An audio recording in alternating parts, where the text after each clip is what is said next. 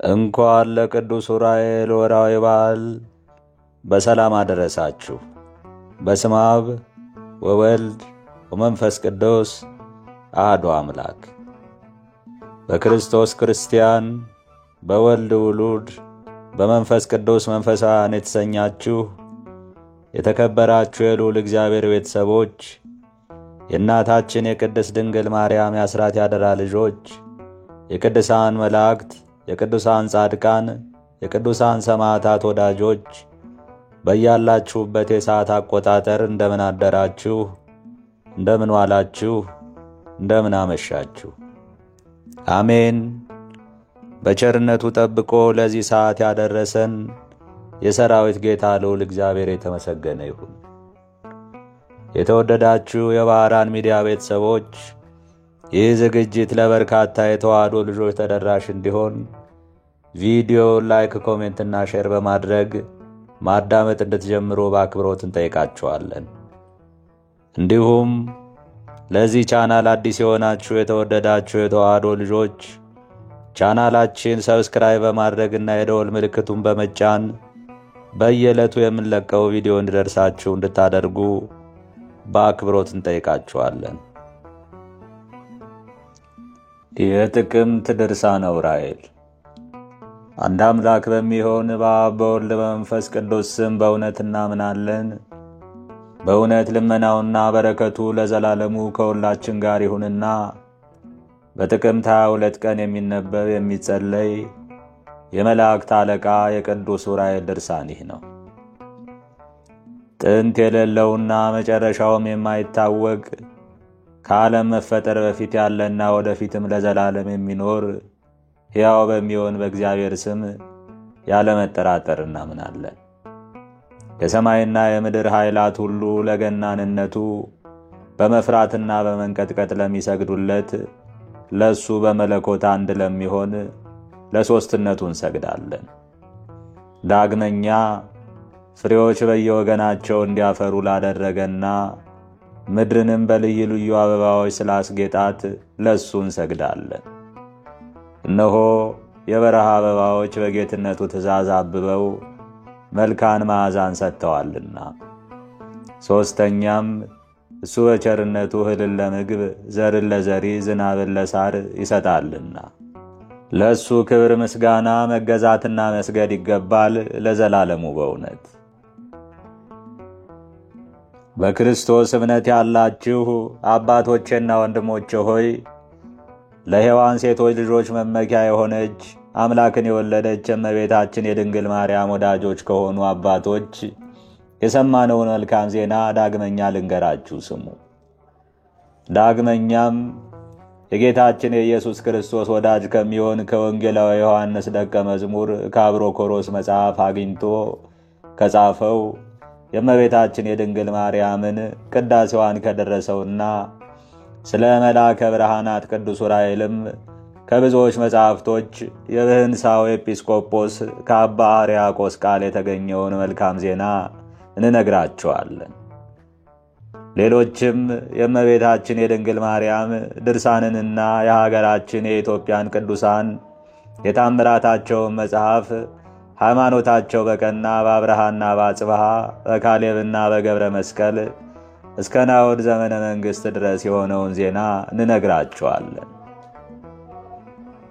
እንዲሁም ሃይማኖታቸው የቀና እነርሱም የኢትዮጵያ ነገሥታት የሆኑ ልጆቻቸው ዳግማዊ ዳዊትና ዘርዓ ያዕቆብ በእደ ማርያም እንደ ዛፍ ጥላና እንደ ሕልም አላፊ የሆነውን የምድርን መንግሥት የናቀ ወንድሙ እስክንድርን ይህን ሁሉ ዜና የነገርናችሁ በክርስቶስ እምነት ያላችሁ የተመረጣችሁ የአዳም ልጆች ሁሉ የመላእክት አለቃ ቅዱስ ዑራኤል ብለን የምንጠራው ረዳታችሁና መድኃኒታችሁ ስለሆነ እንድታከብሩትና እንድታመሰግኑት እንድታውቁትና እንድትወዱት ነው። እሱ በመከራና በጭንቅ ጊዜ እናንተን ለመርዳት ዘወትር ያለማቋረጥ ወደ እግዚአብሔር በትጋት ይማልዳልና ረዳትነቱም ከቀድሞ ዘመን ከኢየሩሳሌሙ ንጉሥ ከዳዊት ጀምሮ ጌታችን ኢየሱስ ክርስቶስ ሰውን ለማዳን እስከመጣ ድረስ ከዚያም እስከ ዛሬ ከዛሬም እስከ ዘላለሙ በእውነት የታወቀ ነውና ስለዚህ የተመረጣችሁ ምእመናን፣ ሴቶችና ወንዶች፣ መኳንንትና መሳፍንት፣ ነገሥታትና ሊቃነ ካህናት፣ ካህናትና ቀሳውስት፣ ኤጲስቆጶሳትና ጳጳሳት እንዲሁም ሊቃነ ጳጳሳት ሁላችሁም አክብሩት፣ አግንኑት፣ ከፍ ከፍም አድርጉት። በታላቅ ምስጋና በቅዳሴ አመስግኑት። እሱ ረዳታችሁና አለኝታችሁም ነውና።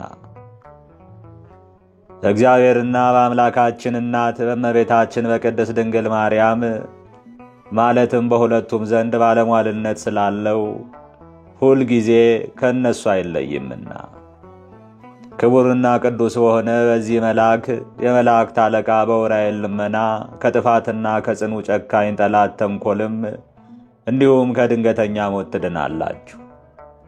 መልካም ሥራ እንዳሰሩ ከሚያስቷችሁ ከመናፍስት ርኩሳን ከክፉዎች አጋንንትም ኃይል በጸሎቱ ይረዳችኋልና። በመከራቸውና በድካማቸው ጊዜ የእስራኤልን ነቢያት ዳንኤልንና ዕዝራን እንደረዳቸው እናንተንም በመከራችሁና በችግራችሁ ጊዜ ይረዳችኋል ያድናችኋልም። እሱ ምስጋናና ክብር ለዘላለሙ የሚገባው የእግዚአብሔር የትእዛዙና የሕጉ አስከባሪ ነውና ለዘላለሙ በእውነት። ቅዱስ ዑራኤል ለባሮክ ምስጢርን ሁሉ እንደገለጸለት የጌታችን የኢየሱስ ክርስቶስን መቃብር የሚጠብቅ ስሙ ባሮክ የተባለ በኢየሩሳሌም አንድ ዲያቆን ነበረ። ይኸውም ዲያቆን አምላክን የወለደች የእመቤታችን የቅድስት ድንግል ማርያም ወዳጅ ነበረ። እሱም የኢየሩሳሌምን ጥፋትና የእስራኤል የመንግሥታቸው ክብር እንዳይገሰስ ወደ እግዚአብሔር ይጸልይ ነበር። ከዛ ጊዜ በኋላ እግዚአብሔር ጸሎቱን ሰማውና ሥጋው ሳይፈርስ ሳይበሰብስ 70 ዘመን እንዲተኛ እንቅልፍን ሰጠው። የኢየሩሳሌምን ጥፋት ሳያይ በእግዚአብሔር ጥበብ 70 ዘመን ተኝቶ ኖረ። ከእግዚአብሔር ዘንድ የተሰጠው የእንቅልፍ ዘመን በተፈጸመ ጊዜ የጌታችን የኢየሱስ ክርስቶስ ቤተ መቅደስ ከምትሆን ይህችውም ጎለጎታ ወደምትባል ገብቶ እህል ሳይቀምስ ውሃ ሳይጠጣ 40 ሌሊት 40 መዓልት ጾመ። ከዚህ በኋላ ቅዱስ ዑራኤል ወደ እሱ መጣና አንተ ሰው ሰውነትህን ወይም ሥጋህን ሁልጊዜ በረሃብ ለምን ታደክማለህ? ነፍስ ወይም ሥጋ ያለ እህል ወይም ያለ ምግብ አትቆምምና አለው። ሰው ለሥጋው ተግባር መቆም የሚቻለው በመብል ነውና፣ አንተስ በእመቤታችን ጸሎት የተመኘኸውን ከእግዚአብሔር ዘንድ አግኝተህ የኢየሩሳሌምን ጥፋት እንዳታይ 70 ዘመን ተኝተህ የመከራውን ዘመን በሰላም አሳለፍክ። አሁን ደግሞ ምን ሌላ ነገር ከእግዚአብሔር ዘንድ ትፈልጋለህ? ከእሱ የፈለግከው ሁሉ ተፈጽሞልሃልና አለው። አንተ መልካም ሰው ሆይ እንዳንተ ላሉ ቅዱሳን ቀደምት አባቶች ያልተሰጠ ጸጋ ላንተ ተሰጥቶሃል። አይበቃህምን? ሰው እኮ ዓለምን ሁሉ ቢነዳ ቢገዛ በነፍሱ ከተጎዳ ምን ይጠቅመዋል? ምን ይረባዋል? ተብሎ በወንጌል ተጽፏል። ነገር ግን እስኪ በል ሐሳብህን ንገረኝ፣ አስረዳኝ። እግዚአብሔር ፊት በምትኖር በእመቤታችን በአምላክ እናት በጸሎቷና በስሟ ሁልጊዜ እያማጸንክ አሳስበኸኛልና አለው። ያን ጊዜ ባሩክ የመላእክት አለቃ ቅዱስ ዑራኤልን ደሃና ኃጥእ በእኔ ላይ የሚሆንልኝ አይደለም፣ ከሰው ሁሉ በመረጣት በእመቤታችን በድንግል ማርያም ነው እንጂ የአምላክ ልጅ ለእኛ ለሁላችን ለአዳም ልጆች መድኃኒት እንድትሆነን ሥጋዋን ለብሶ እናት አድርጓታልና። አሁንም ጌታዬ ስለ እመቤታችን ስለ ድንግል ማርያም ብለህ በጥቂቱ የምነግርህንና የምለምንህን ስማኝ። ለእኛ ሲል በእንጨት ላይ በተሰቀለው አምላካችን ብለህ ሳትሰለች ከአንተ ጋር እንድነጋገር ትፈቅድልኝ ዘንድ ፍቃድህን እጠይቃለሁ። ቅዱስ ዑራኤልም መልሶ በልስቴ የፈቀድከውን ነገር ሁሉ ጠይቀኝ አለው። ባሮክም መለሰና ያን ጊዜ ስለ ጳጳሳትና ስለ ነገሥታት፣ ስለ ደጋጎችና ስለ ክፎች ያሳየኸኝ የምስጢር ነገር ሁሉ መቼ ይሆናል? በሕይወት ሳለሁ ነው ወይስ ከሞትኩ በኋላ ነው ሲል ጠየቀው። ከዚህ በኋላ መልአኩ ቅዱስ ዑራኤል ያማጸንከኝና አንተም 40 ሌሊት 40 መዓልት በጾም የደከምኸው ስለዚህ ነገር ነው አለው። አሁንም እነግር ዘንድ ስማኝ። ስለ ጳጳሳትና ስለ ነገሥታት፣ ስለ ደጋጎችና ስለ ክፉዎች ነገር ሁሉ ሳትጠይቀኝ እንድነግርህ አምላክን በወለደች በእመቤታችን በድንግል ማርያም ጸሎት ከእግዚአብሔር ዘንድ ተልኬ መጥቻለሁ። የምነግርህን ልብ አድርገህ ስማ። በሊቀ ጳጳሳቱ ዘመን የስሙ ምልክት በየሚል ይነግሳል ተብሎ የጌታችን ደቀ መዛሙርት አለቃ የጴጥሮስ ተማሪ በሆነ በቀሌምንጦስ መጽሐፍ እንደተነገረው ይህች አገርህ ኢየሩሳሌም እስከ 777 ዘመን ድረስ እኩሌታው ግዛቷ በአይሁድ እጅ፣ እኩሌታው ግዛቷ ደግሞ በእስላሙ በምስር ወይም በግብፅ ንጉሥ እጅ ትቆያለች። በዚያ ዘመን በኢትዮጵያ የነገሰው ይኩን የሚባለው ንጉሥ የዚህ አገር ሰዎች በእስላሞች እጅ ስለመገዛታቸው እጅግ ያዝናል። ከዚህም ከኢትዮጵያዊው ንጉሥ የክርስቶስ ወገን የሆኑ ቅዱሳን ነገሥታት ይወለዳሉ። የአንደኛው የመጀመሪያው ስሙ ወ ሲሆን የሁለተኛው መ ነው። የሦስተኛው ስሙ ደ ሲሆን የአራተኛው ደግሞ ይ፣ የአምስተኛው እ ሲሆን የስድስተኛው ዘ፣ የሰባተኛው ወበ ሲሆን የስምንተኛው እ፣ የዘጠነኛው ና ይሆናል። በእነዚህም በዘጠኙ ነገሥታት ዘመን በኢትዮጵያ ውስጥ ሰላምና ደስታ ይሆናል። የአምላካችን የክርስቶስ መንግሥታዊ ወንጌሉ በዓለም ሁሉ ይልቁንም በኢትዮጵያ አገር ትሰበካለች። ከ7000 ዓመት በኋላ በዓለም ላይ ሰላምና ደስታ ይታጣል። በመጨረሻውም የአረማውያን ዘመን በመሆኑ ፍቅር በየጊዜው እየጎደለ ይሄዳል።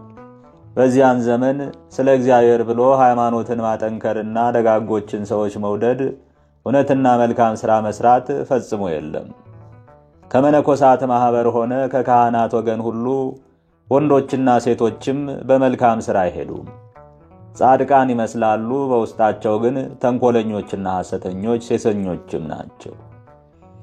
በኢትዮጵያ ሰዎች በአገራቸው ዘመን አቆጣጠር ዓለም በተፈጠረ በ7298 ዓመት በሰኔ 17 ቀን በወንጌላዊው በሉቃስ ዘመን በዓለም ሁሉ ከሰማይ እንደ ብላጊ ዝናብ አመድ ይዘንባል። ያን ጊዜ ከካህናት ወገን የእግዚአብሔር የምስዋውን ሕግ በእውነት የሚጠብቃት ስለሌለ የእግዚአብሔር በረከት ከእግዚአብሔር ቤተ መቅደስ ይርቃል። ከካህናት ወገን ንጹሕ አስተማሪና ፍርዱ ቀና የሆነ ንጉሥ የለምና። አመድ ከዘነበ ከ2 ዓመት በኋላ እንደ አሞራ አገር እባብ ወይም ዘንዶ ጅራት ያለው ኮከብ ይወጣል። አመድ ከዘነበ ከ32 ዓመት በኋላ ነፍስና ሥጋን የሚጎዳ ረሃብ ይሆናል። ከ40 ዘመን በኋላ እንደገና እንደ ፈረሶች ጅራትና ጭራ ያለው ጥቁር ኮከብ ይወጣል። አመድ በዘነበ በ57 ዓመት የአረማውያን ጠላታቸው የሚሆን ይነግሳል። አመድ ከዘነበ በኋላ የአረማውያን ነገሥታት አምላካችን የሰጣቸው 77 ዘመን ካለቀ በኋላ ኃይልና ግዛት የላቸውም። ዳግመኛም መጋቢት 29 ቀን ጥቂቶች የከዋክብት ምልክቶች ይታያሉ። አመዳይም ወይም ውርጭ በዘነበ በ7 ዓመት በህዳር 7 ቀን በራሱ ላይ 3 የመስቀል ምልክት ያለው አንድ ኮከብ ይታያል። ከዚህ በኋላ የአረማውያን ዘመን ያልቅና የስሙ ምልክት ና ተብሎ ከተመለከተው ንጉሥ የተወለዱ የኢትዮጵያ ነገሥታት ያሸንፏቸዋል። ከ77 ዓመት በኋላ 2 ከዋክብት ከፀሐይ መውጫ ወጥተው በጌታችን በኢየሱስ ክርስቶስ ደም በቀደስኳት ቅድስት አገር በሆነች በኢትዮጵያ ላይ ይቆማሉ። በእነዚሁ ዓመታት በዚህችው አገር ውስጥ በአመዳዩ ዘመን የተሸሸጉ ቅዱሳኖች ሁሉ ይሰበሰባሉ።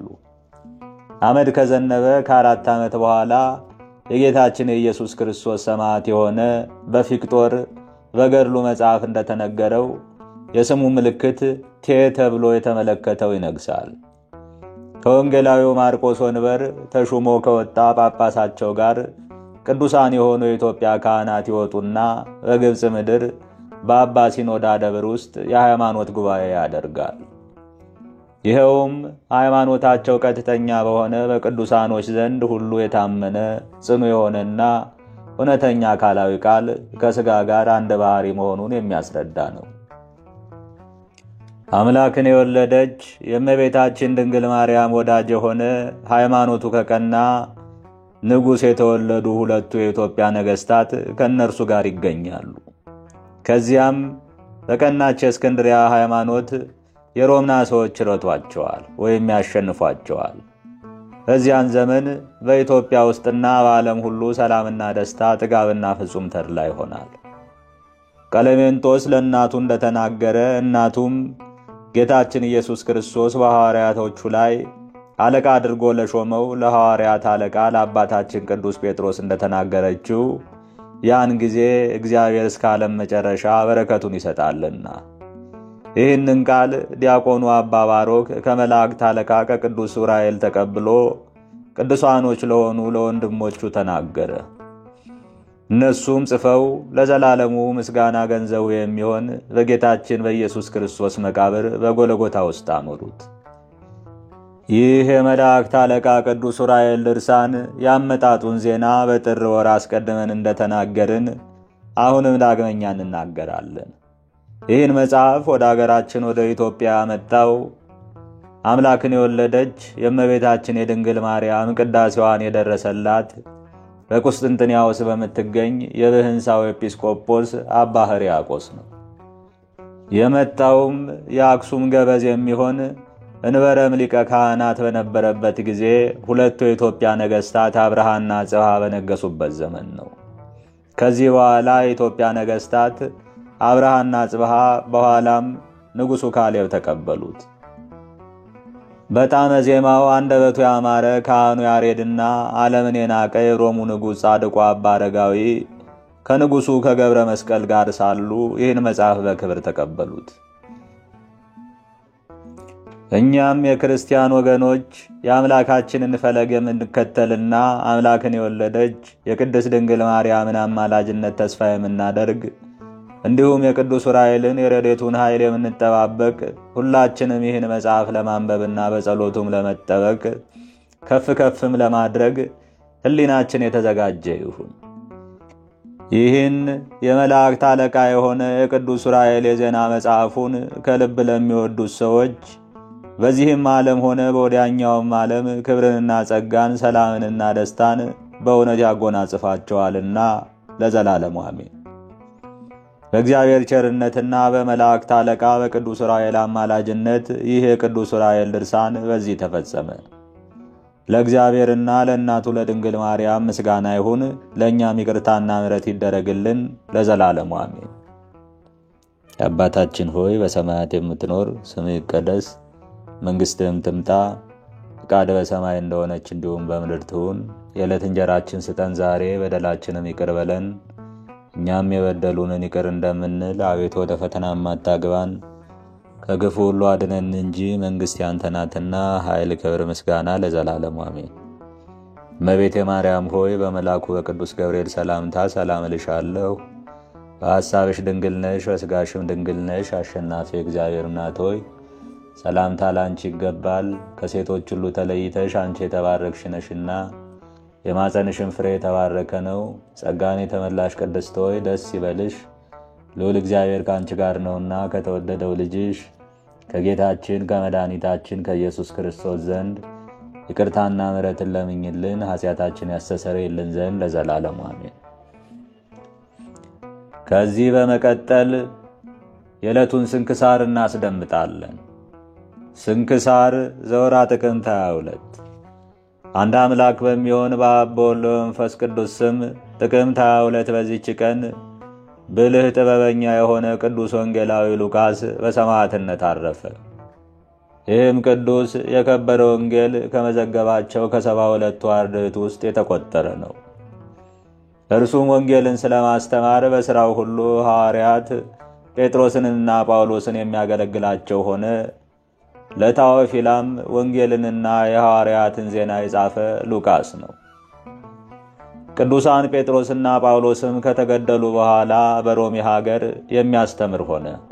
በቀናች ሃይማኖትም ይጸኑ ዘንድ ለምዕመናን መልእክትን ይጽፍ ነበር። ስለዚህም ጣዖት አምላኪዎች ከአይሁድ ጋር በመስማማት አንድ ግንባር ፈጠሩ። በንጉሥ ኔሮን ፊት ቆመው ስለ ሐዋርያው ሉቃስ እንዲህ ብለው ጮኹ። ይህ ሉቃስ ብዙዎች ሰዎችን በሥራዩ ወደ ትምህርቱ አስገባቸው። ንጉሥ ኔሮንም ወደ ፍርድ አደባባይ ሉቃስን እንዲያቀርቡ ታዘዘ። ሐዋርያው ሉቃስም ከዚህ ዓለም መውጫው እንደደረሰ በመንፈስ ቅዱስ አውቆ ወደ ባህር ዳርቻ ሄደ። በዚያም ዓሣ የሚያጠምድ አንድ ሽማግሌ ሰው አገኘ። መጻሕፍቱንና ደብዳቤዎቹን ሰጠው። ወደ እግዚአብሔር መንገድ መርተው ያደርሱሃልና እኒህን መጻሕፍት ጠብቃቸው አለው። በንጉሥ ኔሮንም ፊት ቀርቦ በቆመ ጊዜ ንጉሡ በሥራይህ ሕዝቡን የምታስት እስከ መቼ ነው አለው። ቅዱስ ሉቃስም እኔ ለሕያው እግዚአብሔር ልጅ ለጌታችን ኢየሱስ ክርስቶስ ሐዋርያው ነኝ እንጂ ሥራየኛ አይደለሁም ብሎ መለሰለት። ንጉሥ ኔሮንም ሁለተኛ እንዲህ አለው፣ እየጻፈች ሰዎችን የምታስት ይችን እጅህን እኔ ቆርጣታለሁ። ይህንንም ብሎ የቀኝ እጁን እንዲቆርጡ አዘዘ። በቆረጡትም ጊዜ ንጉሥ ሆይ እኛ የዚህን ዓለም ሞት እንደማንፈራ አወቅ። ነገር ግን የጌታዬንና የፈጣሪዬን ኃይሉን ታውቅ ዘንድ አሳይሃለሁ። ይህንንም ብሎ የተቆረጠች የቀኝ እጁን በግራ እጁ አንስቶ ከተቆረጠችበት ቦታዋ ላይ አገናኝቶ እንደ ቀድሞ ደህነኛ አደረጋት። ከዚህም በኋላ ለያት።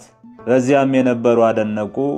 የሰራዊት አለቃውና ሚስቱ ብዙዎችም ሰዎች ክብር ይግባውና በጌታችን በኢየሱስ ክርስቶስ አመኑ። ቁጥራቸውም 477 ነፍስ ሆነ። ንጉሡም ከቅዱስ ሉቃስ ጋር ራሶቻቸውን እንዲቆርጡ አዘዘና ቆረጧቸው። የምስክርነት አክሊልንም በመንግሥተ ሰማያት ተቀበሉ። ከዚህም በኋላ የቅዱስ ሉቃስን ሥጋ በማቅ አይበት ውስጥ አድርገው ወደ ባህር ጣሉት። በእግዚአብሔርም ፍቃድ ወደ አንድ ደሴት ደረሰ። ምዕመናንም አግኝተው ወስደው ገነዙት፣ ባማረ ቦታም አኖሩት። ለእግዚአብሔርም ምስጋና ይሁን። እኛንም በዚህ ሐዋርያ ጸሎት ይማረን፣ በረከቱም ከኛ ጋር ትኑር ለዘላለሙ አሜን።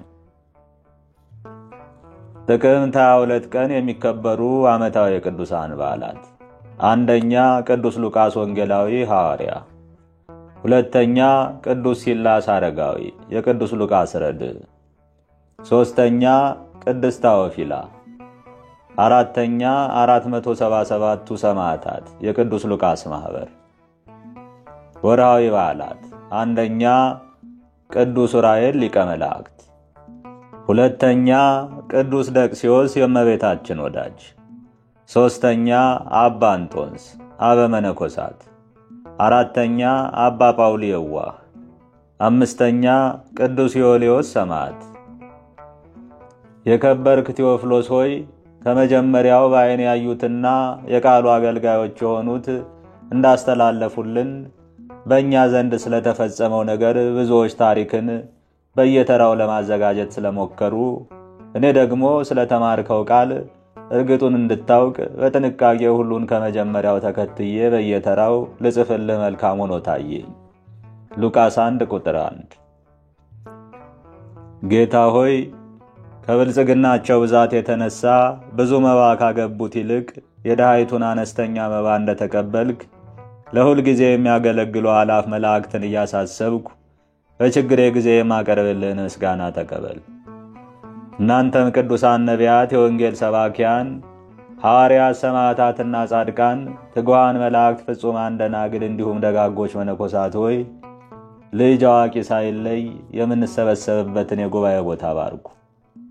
ይህን መጽሐፍ ወረቀት አዘጋጅቶ ብራና ዳምጦ የጻፈውና ያጻፈውም ከግዕዝ ወደ አማርኛ የተረጎመውን ቃለ ንባቡን በእርጋታ መንፈስና በተመስጦ ሕሊና ያዳመጠ በደለኛን ሁሉ በምታስምር በጌታ በእናቱ በማርያም ጸሎት ኢየሱስ ክርስቶስ በአንድነት ይማረን አሜን። አነሳስቶ ላስጀመረን አስጀምሮ ላስፈጸመን ለልዑል እግዚአብሔር ክብር ምስጋና ይግባው አሜን። አባታችን ሆይ በሰማያት የምትኖር ስምህ ይቀደስ፣ መንግሥትህም ትምጣ፣ ፈቃድህ በሰማይ እንደሆነች እንዲሁም በምድር ትሁን። የዕለት እንጀራችንን ስጠን ዛሬ፣ በደላችንን ይቅር በለን እኛም የበደሉንን ይቅር እንደምንል፣ አቤቱ ወደ ፈተናም አታግባን ከክፉ ሁሉ አድነን እንጂ መንግሥት ያንተ ናትና ኃይል፣ ክብር፣ ምስጋና ለዘላለሙ አሜን። እመቤቴ ማርያም ሆይ በመልአኩ በቅዱስ ገብርኤል ሰላምታ ሰላም እልሻለሁ። በሐሳብሽ ድንግል ነሽ፣ በሥጋሽም ድንግል ነሽ። የአሸናፊ እግዚአብሔር እናት ሆይ ሰላምታ ላንቺ ይገባል። ከሴቶች ሁሉ ተለይተሽ አንቺ የተባረክሽ ነሽና የማኅፀንሽም ፍሬ የተባረከ ነው። ጸጋን የተመላሽ ቅድስት ሆይ ደስ ይበልሽ፣ ልዑል እግዚአብሔር ከአንቺ ጋር ነውና ከተወደደው ልጅሽ ከጌታችን ከመድኃኒታችን ከኢየሱስ ክርስቶስ ዘንድ ይቅርታና ምሕረትን ለምኝልን ኃጢአታችን ያስተሰርይልን ዘንድ ለዘላለሙ አሜን። ምስጋና ይሁን አንድ አምላክ ለሚሆን ለአብ ለወልድ ለመንፈስ ቅዱስ እስከ ዘላለሙ ድረስ አሜን። ይቆየ